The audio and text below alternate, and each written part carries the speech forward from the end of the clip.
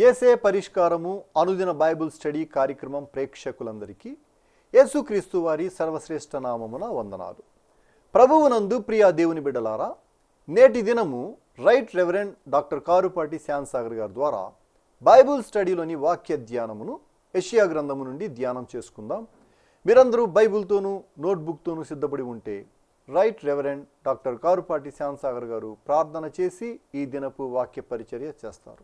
ప్రభువునందు ప్రియ దేవుని బిడ్డలారా, నేటి వాక్య ధ్యానం నిమిత్తం సహకారాన్ని ఇస్తున్న కుటుంబం భావిశెట్టి వారి పేట వాస్తవ్యులు శ్రీ సిరికి శ్రీనివాసరావు ప్రమీల గారు, వీరి కుమార్తె మణికర్ణిక, కుమారుడు నిఖిల్, తల్లిదండ్రులు సిరికి సత్యనారాయణ క్రీస్తుమణి. నూతన గృహము పూర్తి అయ్యేందుకు ప్రార్థన కోరుతూ సహకారాన్ని ఇస్తున్నారు. శ్రీనివాసరావు గారు, ప్రమీల గారు ఇచ్చిన సహకారాన్ని బట్టి వీరికి ధన్యవాదాలు. సిరికి సత్యనారాయణ క్రీస్తుమణి గారు, మణికర్ణిక, నిఖిల్ గారులకు ధన్యవాదాలు. ప్రార్థన చేసుకుని వాక్య ధ్యానం ప్రారంభించుకుందాం. మమ్మలను మిక్కిలిగా ప్రేమిస్తోన్న మా ప్రియ పరలోకపు తండ్రి, మీకు వందనములు, స్తోత్రములు. నేటి వాక్య ధ్యానము మాకు దీవెనకరంగా దయచేయము. సిరికి సత్యనారాయణ క్రీస్తుమణి గారులను దీవించుము. సిరికి శ్రీనివాసరావు ప్రమీల గారులను దీవించుము. బిడ్డలను మీరు ఆశీర్వదించుము. మీ చేతికి ఈ కుటుంబాన్ని అప్పగిస్తున్న గృహము పూర్తగునట్లు కృపచూపుము. రేపటి నుండి మాసము అంతము వరకు ఎపిసోడ్ సహకారులు కావాలని ప్రభు అనుగ్రహించుము. నేటి వాక్య ధ్యానం ద్వారా మాతో మాట్లాడము. యేసు నామమున వేడుతూ ఉన్నాము తండ్రి, ఆమెన్. ప్రభువునందు ప్రియా దేవుని బిడ్డలారా, యెషయా ప్రవక్త క్రీస్తు పూర్వము 700-680 మధ్య ప్రవచనాలు చెప్పాడు. అప్పటికే అష్షూరునకు ఇశ్రాయేలీయులు చెరలోనికి పోయారు.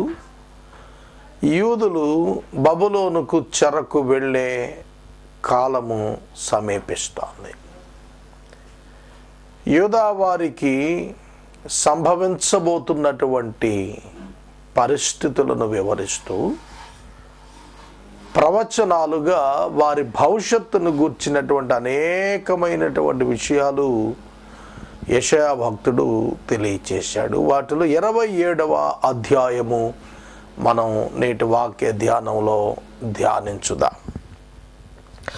ఆ దినమున అనేటువంటి పదము 13 వచనాలలో ప్రత్యేకంగా 4 పర్యాయాలు వ్రాయబడినట్లుగా మనకు కనిపిస్తోంది.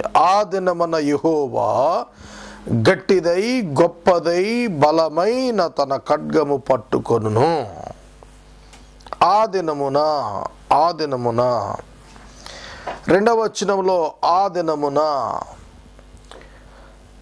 12వ వచనములో ఆ దినమున, 13వ వచనములో ఆ దినమున, ఒక పర్టిక్యులర్ డే ఇక్కడ జ్ఞాపకం చేస్తున్నాడు. ఒక దినము రాబోతోంది.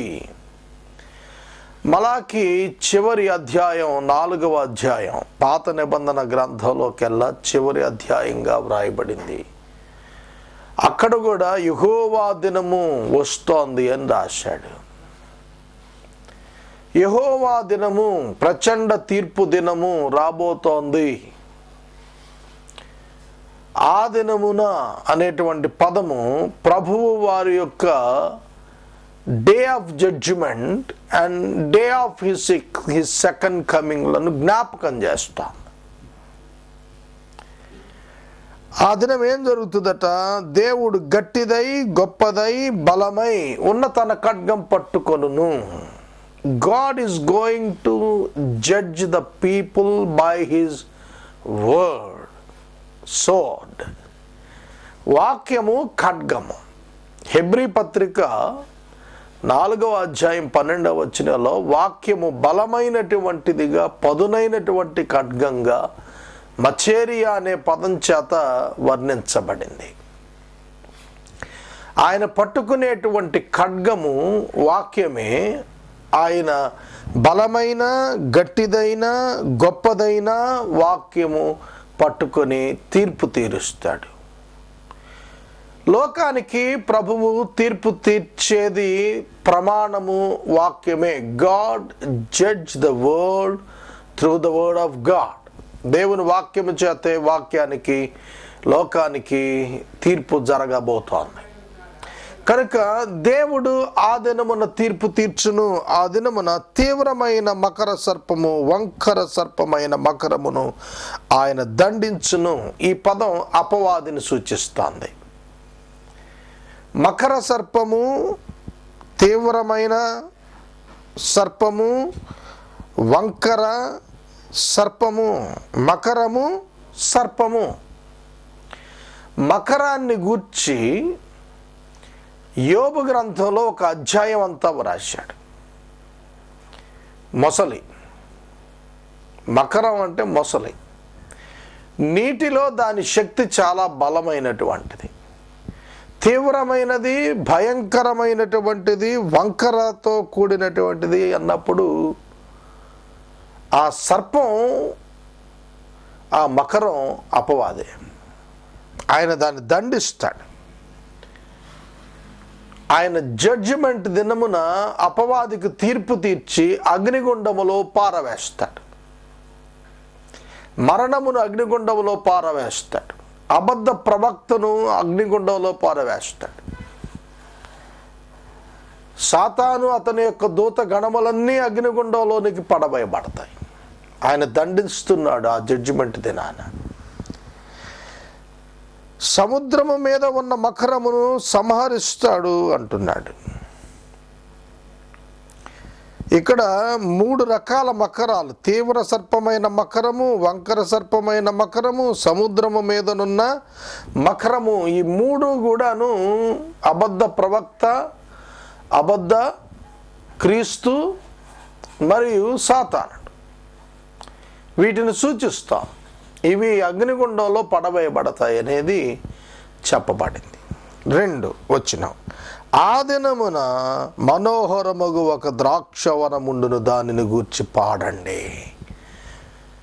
నూతన ఆకాశం, నూతన భూమి మీద మరొక మనోహరమగు ద్రాక్షవనం. ఏమిటి మనోహరమగు ఆ ద్రాక్షవనం?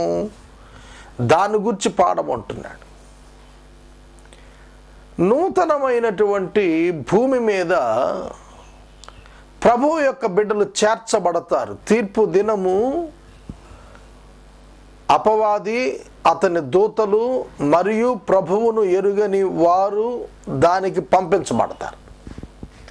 నూతన ఆకాశం, నూతన భూమి మీదకు ప్రభువు యొక్క బిడ్డలు చేర్చబడతారు. ఆ మనోహరమైన ద్రాక్షావనం గురించి మాట్లాడుతున్నాడు.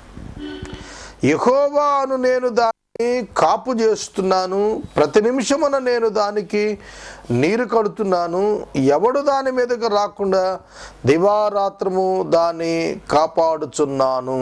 ఈ పదం ఖచ్చితంగా ఆ ఒక్క స్థితిని మాత్రమే జ్ఞాపకం చేస్తుంది. ఇక అక్కడకు ఎవడు రాడు, రావటానికి లేరు. అపవాది ఉండడు, నాశనం చేయబడతాడు. ఇక ఎవరు దేవుని పిల్లలను పాడు చేస్తారు? అక్కడ వేదన లేదు, ఆకలి లేదు, దప్పిక లేదు. ప్రభువే అక్కడ యజమానుడిగా, ఆయనే దేవుడిగా, ప్రతి బాష్ప బిందువును తుడుచువానిగా ఉండబోతున్నాడు. కనుక అది నిజముగా సుందరమైన, మనోహరమైన ద్రాక్షవనంగా ఉండబోతోంది. ప్రభువుకు ఇంపైన వ్యవసాయం అది. నా యందు క్రోధం లేదు. గచ్చపొదలు, బలురక్కసి చెట్లు ఒకవేళ ఉండిన ఎడల యుద్ధము చేయువాని వలె నేను వాటిలోనికి వడిగాజొచ్చి వాటిని కాల్చివేయుదును. నాకు జరగకుండానట్లు జనులు నన్ను ఆశ్రయింపవలెను. మరలా 4వ వచనం నుండి వచ్చేటప్పటికి ఇశ్రాయేలీయుల యొక్క చరిత్రలోనికి వెళుతోంది మరలా వాక్యం. గచ్చ పొదలు, బలురక్కసి చెట్లు ఇవి ఉంటే గనక నేను లోనికి వచ్చేస్తాను, నాకు క్రోధం లేదంటున్నాడు, కానీ ఆయన చేస్తున్న పని ఏమిటి? కాల్చేస్తానంటున్నాడు. చాలా జాగ్రత్తగా అర్థం చేసుకోవాలి. ఆదాము పాపము చేయక మునుపు భూమి ఫలించు భూమిగా ఉన్నది. పాపము చేసినందున ఆదాము భూమిని దేవుడు శపించాడు. భూమి గచ్చ పొదలను ముండ్ల తుప్పలను మొలిపించటం ప్రారంభించింది. అప్పటి నుండి ఆదికాండం 3వ అధ్యాయంలో ప్రభువు భూమిని శపించినప్పటి నుండి ఆదాము ఎంత కష్టపడి సేద్యం చేసినా భూమి ఉచితంగా ముండ్ల తుప్పలు గచ్చ పొదలను మొలిపిస్తూ వచ్చింది. దేవుడు ఏర్పరిచినటువంటి మంచి ఏదెనులో మంచి భూమి ఉన్న స్థితిలో మానవుని పాపము గచ్చ పొదలను మొలిపించింది. కాబట్టి ఇక్కడ గచ్చ పొదలు ముండ్ల తుప్పలు పాపము యొక్క కాన్సిక్వెన్స్ను జ్ఞాపకం చేస్తున్నాయి, పర్యావసానమును జ్ఞాపకం చేస్తున్నాయి. కనుక మానవుని యొక్క పాపము యొక్క కాన్సిక్వెన్సెస్ వారికి ప్రభువు ఇజ్రాయేలు వారికి ఇవ్వటానికి వస్తున్నాడు. వాటిని కాల్చేస్తానన్నాడు. ఇజ్రాయేలును ప్రక్షాళన చేయటానికి దేవుడికి సంకల్పం ఉంది. అదే చెబుతున్నాడు. అలా జరగకుండా ఉండునట్లు కోరుకోండి అన్నాడు. అంటే ఆ ప్రత్యేకమైన అనుభవాలు, గచ్చ పొదల అనుభవాలు, ముండ్ల తుప్పల అనుభవాలు, పాప కారణములు మీలో లేకుండా చూసుకోండి. నాకు క్రోధం లేదు, కానీ నేను వచ్చి లోపలికి వచ్చి తగలబెడతానన్నాడు. ఆయనకి క్రోధం లేదు, ఆయన ప్రేమ చేతే ప్రక్షాళన చేస్తాడు. అది ఆయన క్యారెక్టర్. చూడండి, మనం మన గృహాలను శుభ్రం చేస్తున్నప్పుడు వ్యర్థమైనటువంటి వస్తువులను, పనికిరాని వస్తువులను, నిరుపయోగంగా ఉన్నటువంటి చెత్త కాగితాలని, పుస్తకాలని బయటికి తీసి తగలబెట్టేస్తుంటాం. వాటి పట్ల మనకు క్రోధం లేదు. మన గృహాన్ని మనం శుభ్రం చేసుకోవటానికి మనం ఆ విధంగా చేస్తాం. అలాగే దేవుడు కూడా ఇశ్రాయేలును శుద్ధి చేయుటకు ఇశ్రాయేలులో ఉన్నటువంటి పాప కారణాలను బట్టి వాటికి సంబంధిత వ్యక్తులను నాశనం చేస్తాడు. కాబట్టి అలాంటి స్థితిలో ఎవరు ఉండకుండా చూసుకోండి అనేది ముందస్తుగానే ప్రవక్త ద్వారా చెబుతున్న మాట. ఇలాగ జరగకుండానట్లు జనులు నన్ను ఆశ్రయించాలి. ఇలా జరగకూడదు అంటే మీరు నన్ను ఆశ్రయించండి.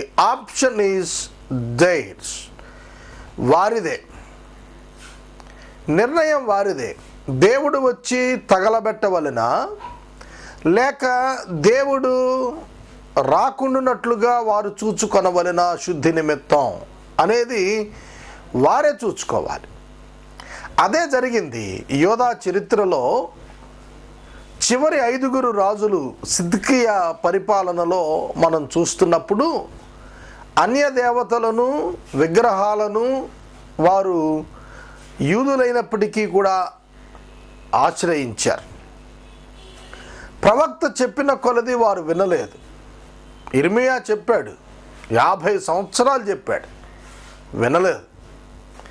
జీవితాలు దిద్దుకోలేదు, భ్రష్ట మనసుకు అప్పగించుకున్నారు, ధనానికి ప్రాధాన్యత ఇచ్చారు, అన్యజనాంగం స్త్రీలను తెచ్చుకున్నారు, కలిసిపోయారు, వాళ్ళతో కలిసిపోయారు, విగ్రహాలను ఆశ్రయించారు, ధర్మశాస్త్రాన్ని మరిచిపోయారు, విశ్రాంతి దినాచారం మీరారు.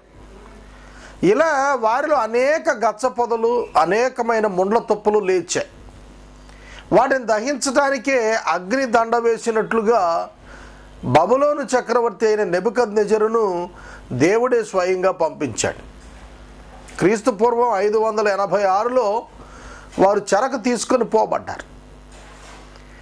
600 సంవత్సరం క్రీస్తు పూర్వంలో మొట్టమొదటి దండయాత్ర నెబుకద్నెజరు యెరూషలేము మీదకు వచ్చాడు.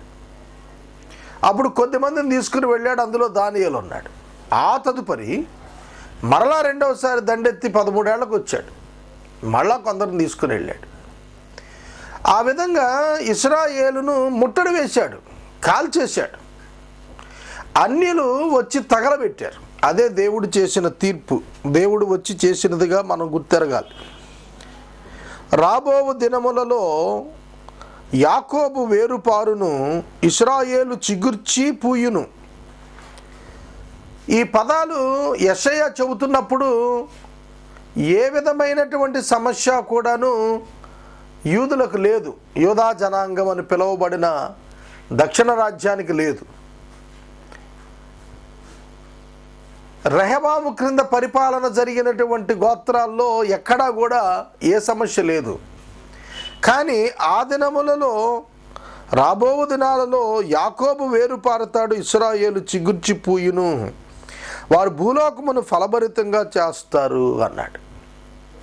ఈ వచనం చూడండి. క్రీస్తు పూర్వం 720 సంవత్సరాలప్పుడు అష్షూరుకు చెరలోకి వెళ్ళినటువంటి 10 గోత్రాల ఇశ్రాయేలు దేశం, ఉత్తర రాజ్యం ఉంది చూశారు. అది బబులోను చక్రవర్తి చేత తదుపరి జయింపబడినది అయింది. మళ్ళా వారు వెనక్కి తిరిగి వచ్చారు. అంతేకాదు ప్రభువారి యొక్క పరిపాలనలో యూదావారు, ఇశ్రాయేలు వారు సంయుక్తంగా ప్రభు యొక్క రాజ్యంలోనికి కలిసి రాబోతున్నారు. అది చిగురించటం. చిగురించుట అనేది రాజ్యము పోయి మోడుబారి తిరిగి చిగురించి మరలా ఫలించే అనుభవం. అంటే మరలా రాజ్యంగా రావటం. ఇశ్రాయేలు తిరిగి రాజ్యంగా ఏర్పడుతుంది, యూదా తిరిగి రాజ్యంగా ఏర్పడుతుంది. ఈ ప్రవచనాలు చెప్పినప్పుడు వారు రాజ్యంగానే ఉన్నారు. మరల చిగుర్చును అన్నప్పుడు వారి రాజ్యం పోబోతోంది అనేది ప్రవచనం. వారి రాజ్యం పోగొట్టుకుంటారు, తిరిగి పొందుతారు. అదే జరిగింది. బబులోను చక్రవర్తి కాలంలో రాజ్యం పోగొట్టుకున్నారు, మళ్ళా తిరిగి రాజ్యం అష్షూరుకు వెళ్ళిన వారు, బబులోనికి వెళ్ళిన వారు కోరేశ్వరు పారసీక రాజు యొక్క కాలంలో మరలా వెనక్కి తిరిగి వచ్చారు. మరలా చిగురించారు వాళ్ళు. మళ్ళా ఇశ్రాయేలీలు వృద్ధిలోకి వచ్చారు. 400 సంవత్సరాలు పైగా వాళ్ళు మరలా ప్రపంచ చిత్రపటంలో ఉనికిలో కలిగి ఉన్నారు. యేసుక్రీస్తు ప్రభువును తిరస్కరించిన తరువాత క్రీస్తు శకం 70లో వాళ్ళు టైటస్ అనేటువంటి రోమన్ గవర్నర్ చేత ప్రపంచం అంతా చెదరగొట్టబడ్డారు. అప్పటి నుంచి 1945 సంవత్సరం వరకు ఇశ్రాయేలుకు రాజ్యమే లేకుండా పోయింది. ఇశ్రాయేలు మరల చిగుర్చును, ఒక రాజ్యం ఏర్పడుతుంది. ఇప్పుడు బెంజమిన్ నెతన్యాహు అనేటువంటి ఆయన నిన్న ప్రెసిడెంట్గా ఎలక్ట్ అయ్యాడు మళ్ళా. కనుక ఇశ్రాయేలు రాజ్యం తిరిగి చిగురుస్తుంది అనేటువంటి లేఖనాలు 1000 సంవత్సరాల క్రితమే చెప్పబడుతూ వచ్చాయి. అతని కొట్టిన వారిని ఆయన కొట్టినట్లు ఆయన అతని కొట్టిన, అతని వలన చంపబడిన వారు చంపబడినట్లు అతడు చంపబడిన. 2 ప్రశ్నార్థకాలు. అతడిని కొట్టిన వారిని ఆయన కొట్టినట్లు అతన్ని కొట్టాడా అంటే కొట్టలేదు. అతనిని కొట్టిన వారిని ఆయన కొడుతున్నాడు. ఇశ్రాయేలుకున్న వాగ్దానం ఏమిటో తెలిసిన? అబ్రహామునకు ఆదికాండం 12 అధ్యాయంలో చెప్పాడు, అబ్రహామా నిన్ను ప్రేమించిన వారిని ప్రేమిస్తాను, నిన్ను ద్వేషించిన వారిని నేను ద్వేషిస్తాను అన్నాడు. కనుక ఇశ్రాయేలును ప్రేమించిన వారు, యెరూషలేమును ప్రేమించిన వారు వర్ధిల్లుతారు అన్నాడు. ఇశ్రాయేలును ఎవరు ప్రేమిస్తే వారు వర్ధిల్లుతారు. ఇది వాక్య సారాంశం. ఇప్పటికీ క్రైస్తవులు ఇశ్రాయేలును ప్రేమిస్తారు, ఇశ్రాయేలీయులను క్రైస్తవులు ద్వేషించరు. ఇశ్రాయేలీయులు క్రైస్తవులను ద్వేషించినా క్రైస్తవులకు ఇశ్రాయేలీయుల పట్ల ప్రవచనాలను నెరవేర్పు మీద అవగాహన ఉన్నందున క్రైస్తవుడు ఇశ్రాయేలును ప్రేమిస్తాడు, గౌరవిస్తాడు. ఇది వాస్తవం. నీవు దాన్ని వెళ్ళగొట్టినప్పుడు మితముగా దానికి శిక్ష విధించితివి. తూర్పు గాలిని తెప్పించి కఠినమైన తుఫాను చేత దాన్ని తొలగించావు, వెళ్ళగొట్టినప్పుడు శిక్ష విధించావు అన్నాడు. అన్యజనాంగాన్ని తుడిచివేసినట్టుగా సమూల నాశనం దేవుడు ఈ జాతిని చేయలేదు. అక్కడ కూడా ఈ జాతికి శిక్ష అయితే వచ్చింది. కొద్దిమంది ఆ శిక్షాఫలం పొందారు తప్ప అందరి మీద దేవుని యొక్క కఠినమైన శిక్ష పడలేదు. మరణం అందరికీ రాలేదు. పాపం చేసిన వారే మరణమయ్యారు. అందుకని ఇర్మియా అన్నాడు, కిటికీల మీదకు మరణం ఎక్కుతోంది అన్నాడు. యవనస్తులు జాగ్రత్త అని చెప్పాడు, కన్యకలు జాగ్రత్త అన్నాడు, పసిబిడ్డలు జాగ్రత్త అన్నాడు. కనుక వారి మీదకి శిక్ష వచ్చింది, నాశనం రాలేదు, పరిపూర్ణ నాశనం రాలేదు. కావున యాకోబు దోషానికి ఎలాగూ ప్రాయశ్చిత్తం చేయబడుతుంది. ఇదంతా అతని పాప పరిహారమునకు కలుగు ఫలము. చిన్నాభిన్నములుగా చేయబడు సున్నపురాళ్ల వలె అతడు బలిపీఠము రాళ్లన్నింటినీ కొట్టినప్పుడు దేవతాస్తంభము, సూర్యదేవతా ప్రతిమలు ఇకను మరల లేవవు. యాకోబు యొక్క దోషం ఏమిటి అంటే ఇక్కడే రాశాడు, భిన్నమైన దేవతా స్తంభాలు, ప్రతిమలు.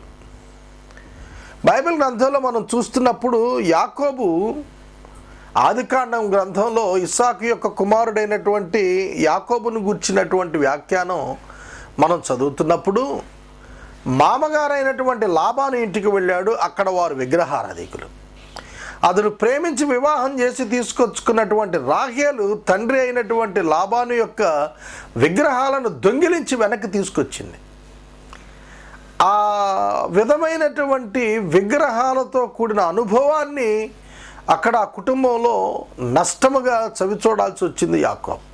రాహేలు చనిపోయింది మార్గ మధ్యంలో బెన్యామీనును కనిన తర్వాత. కారణము దేవుని యొక్క సన్నిధిలో యాకోబు చేసిన మాట, అవి ఎవరి యొద్ద దొరికితే వారు చావాలన్నాడు.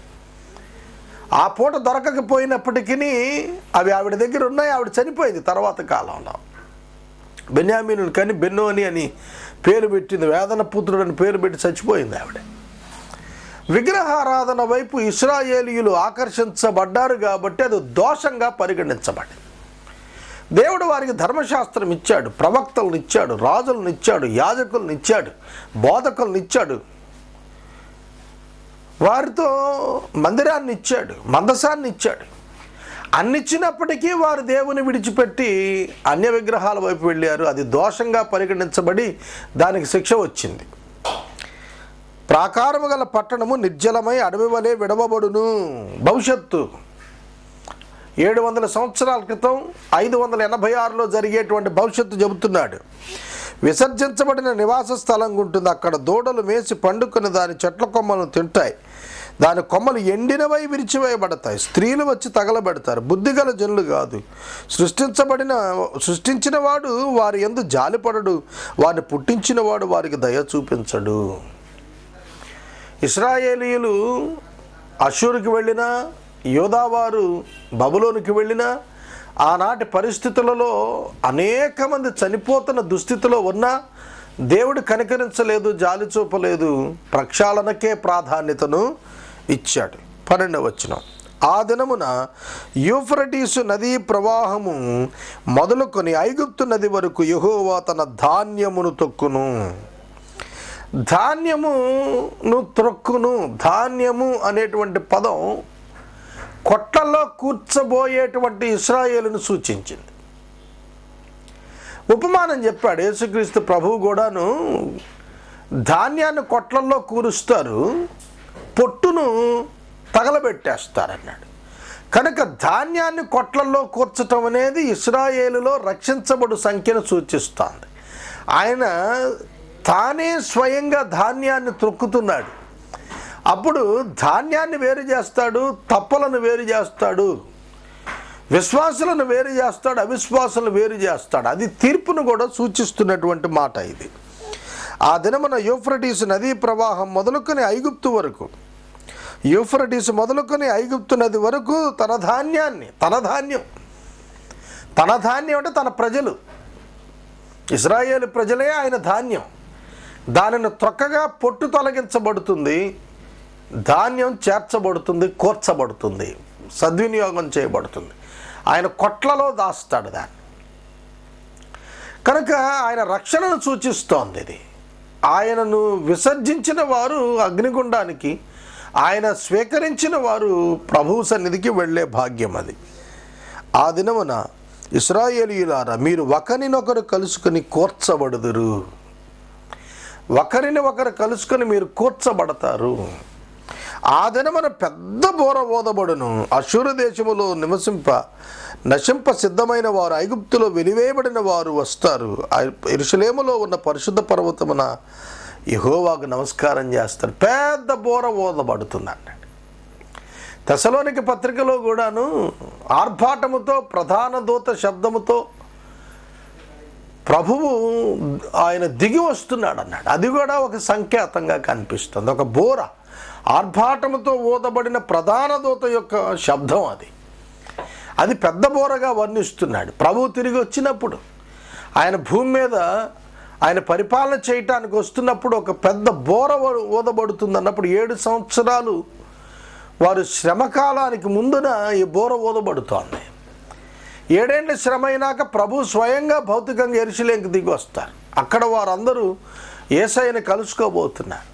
యూదులు యేసుక్రీస్తుతో కలిసి 1000 సంవత్సరాలు పరిపాలన చేస్తారు. పరిశుద్ధులు, మృతునందిన పరిశుద్ధులు మహిమదేహాలతో ప్రత్యక్షం కాబోతున్నారు. ఆదాము మొదలు అబ్రహాము మొదలు ఉన్నటువంటి భక్తులందరూ కూడా తిరిగి ప్రత్యక్షతలోనికి రాబోతున్నారు. అదే పునరుద్ధానం యొక్క మహిమగా మనకు చెప్పబడుతూ ఉన్నది.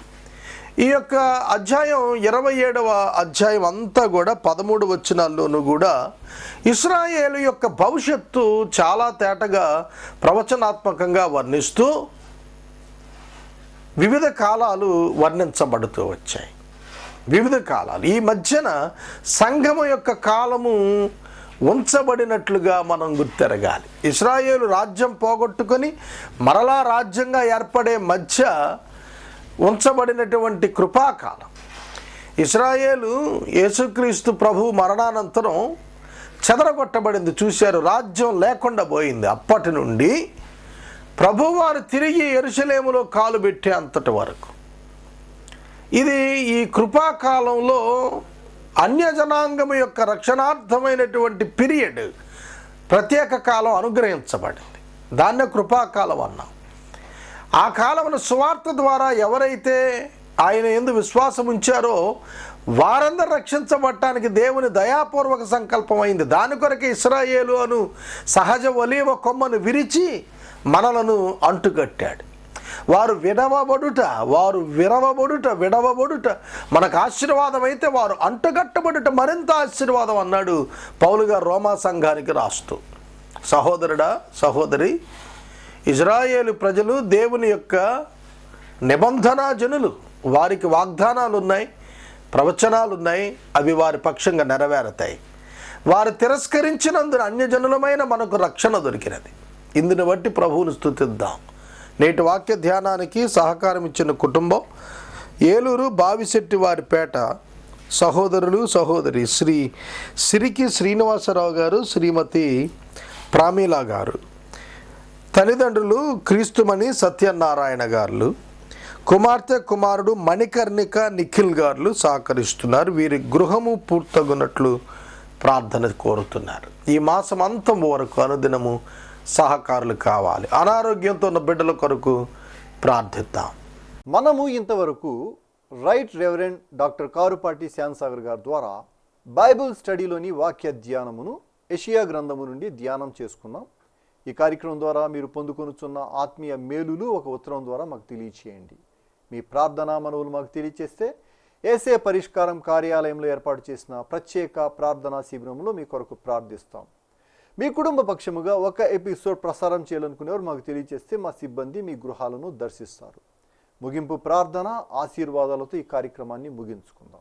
ప్రార్థించుకుందాం. మమ్మల్ని మిక్కిలిగా ప్రేమిస్తున్న మా ప్రియ తండ్రి, మీకు వందనాలు. వాక్యం విన్న బిడ్డలను దీవించండి. వాక్యాన్ని ప్రసారం చేసినటువంటి కుటుంబాన్ని ఆశీర్వదించండి. వారి గృహమును సంపూర్తి చేయండి. నూతన ఎపిసోడ్ సహకారులను పంపండి. ప్రతి అవసరం తీర్చండి. మీ మహిమ కొరకు మేము జీవించడానికి మాకు నేర్పండి. మారు మనస్సు మాకెల్లరకు దయచేయండి. యేసు నామమున అడుగుచున్నాము తండ్రి, ఆమేన్. తండ్రి అయిన దేవుని ప్రేమ, కుమారుడి యేసయ్య కృప, పరిశుద్ధాత్మని యొక్క అన్యోన్య సహవాసం సదాకాలం మనందరికీ తోడయుండును గాక. ఆమేన్.